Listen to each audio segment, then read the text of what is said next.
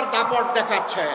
রাষ্ট্র ক্ষমতায় গেলে জনগণকে সম্পূর্ণ তথ্য দিয়ে এবং আলোচনার ভিত্তিতেই সব সিদ্ধান্ত নেওয়া হবে, এমন আশ্বাস দিয়েছেন বাংলাদেশের জামায়াতে ইসলামীর আমির ডক্টর শফিকুর রহমান। তিনি বলেন, জনগণকে অন্ধকারে রেখে আমরা কোনো কাজ করব না, বরং প্রতিটি নীতি ও পদক্ষেপ গ্রহণের আগে সংশ্লিষ্ট সব অংশীজনের সঙ্গে পরামর্শ করে সিদ্ধান্ত বাস্তবায়ন করা হবে।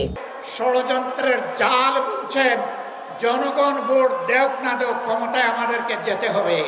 মঙ্গলবার রাজধানীর শেওড়াপাড়া একটি রেস্টুরেন্টে ঔষধ ব্যবসায়ীদের সঙ্গে মতবিনিময় সভায় তিনি এই মন্তব্য করেন।